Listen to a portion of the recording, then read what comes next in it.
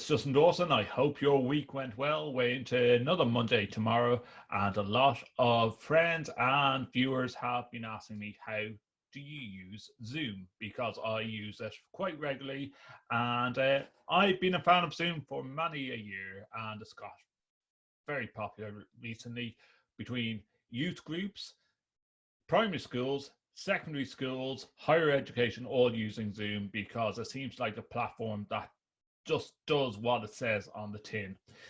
Though this weekend, a lot of people talking about Zoom bombing, which is people joining your call that shouldn't be in your call. We'll be addressing that too in this video. And I will also be guiding you through some of the best practices when doing a video meeting, so you don't end up like Professor Rogers did. And what will it mean for the wider region? I think one of your children has just walked in. I mean, shifting sands in the region. Do you think relations with the North may change? Or this attendee did. Very high standards and like good standards in terms of things, and that oftentimes people of other professions don't have. Yeah. Hold on. What happened?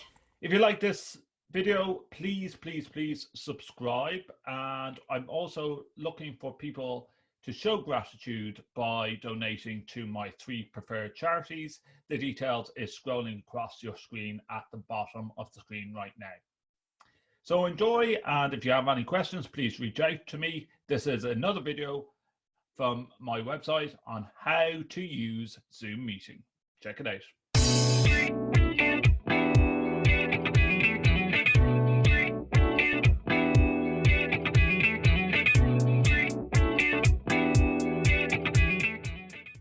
So before actually hosting any meeting, it's good practice to have some settings enabled and disabled. So going into your profile, you should hit on settings, and you can turn on or off these features, such as starting a meeting when the video host on or off. And you will see that once you have made any changes, it will come up with a message saying your settings have been updated.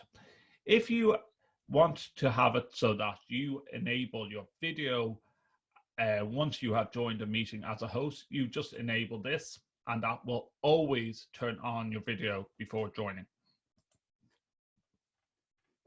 You can let people join by telephone and computer audio, telephone or computer audio. I do a lot of my meetings with the option of telephone and computer audio on my Pro account. This is simply to allow attendees who don't have a USB headset to join the meeting by telephone. This is turned on, allow to join before host. Now, if you have this feature turned on, a good practice is to have either a meeting room or have a password on the meeting. This means that you are not going to get Zoom bombed. If you have this feature turned on and you are using personal meeting IDs, there is a good chance that someone else might try and host a meeting for you if they know your personal meeting ID number. So I recommend never using your personal meeting ID when scheduling a meeting. You have the option to just use automated meeting numbers that will not be your personal meeting ID. And that means that it is randomly generated each time you have a meeting. Also, a good practice is have only authenticated users can join meetings. The participants need to authenticate prior to joining the meetings. Hosts can choose one of the authentication methods when scheduling a meeting. When you turn this on, you can have sign into Zoom by default. Also, a good practice to stop people that are not supposed to be in your meeting joining your meeting is to require a password when scheduling new meetings. A password will be generated when the scheduling a meeting, and participants require a password to join the meeting. The personal meeting ID are not included when joining a meeting. For instant meetings, you can also have a password. That would mean that on the fly meetings, when you send someone a link, they have to have the password to join in the meeting. You can also request that people need a password by participants joining by phone as well. That also enabled means that anyone that tries to dial in by phone will have to give the meeting ID and the meeting password to join the meeting. A handy practice if you have a lot of people joining the meeting and at the same time is to mute participants on entry. When you have that enabled, it means that for people to talk in the meeting, they have to unmute their microphone. A good shortcut also on how to talk during a meeting is the spacebar option.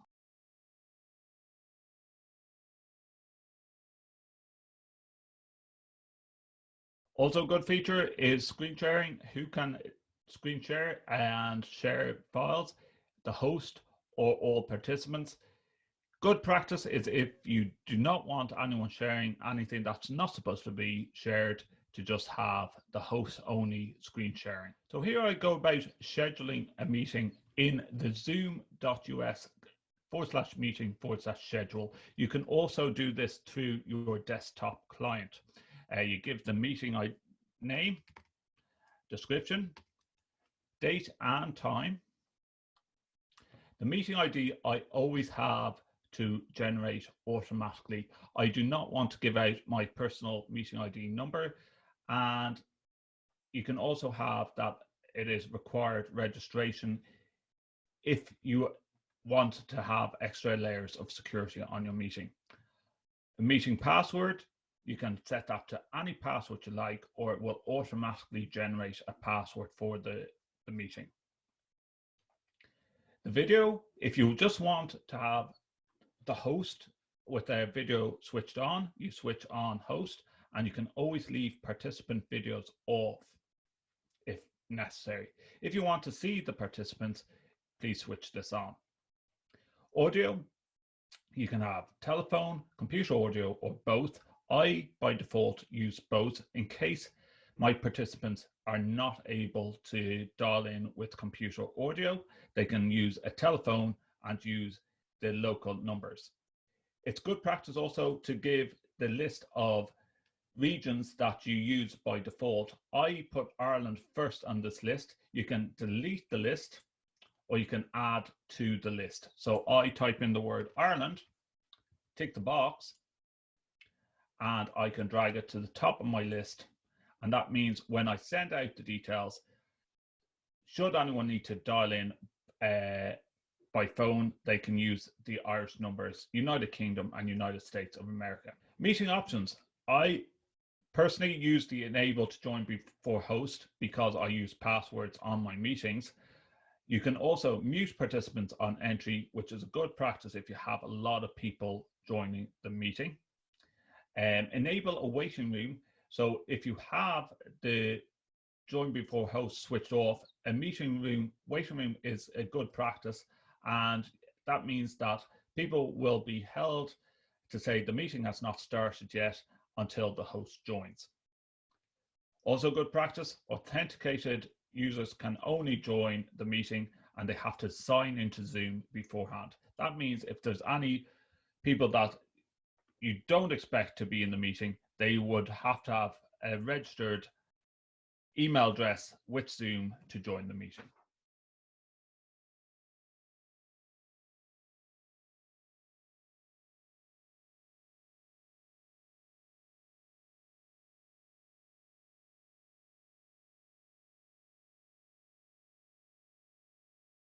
Once you have the meeting set up, this is the page that will be displayed. It will show the meeting ID number. That is if you are using an app, you can send that directly to your attendees and they can type in that number and join the meeting. If they have a password on the meeting, they will be asked for the meeting password before they are let into the meeting. You can also send the invite to attendees for a browser link, and also that browser link has the same meeting ID number at the end of the URL as the meeting ID number above. You can copy the information and send it in an email, And as mentioned previously, there is the Irish numbers, the United Kingdom numbers, and the US numbers that I had set by default to show in the email. So for good practice, here is some headsets that I recommend and some webcams I recommend. I am also using a virtual background for this meeting.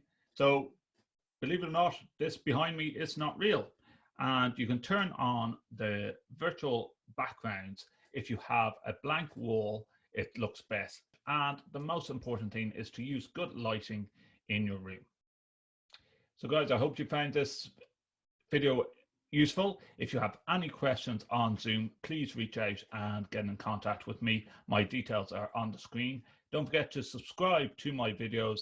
And if you want to show gratitude during this COVID-19 crisis, please donate to my following 3 charities if this video has helped you. Until my next video, take care. God bless.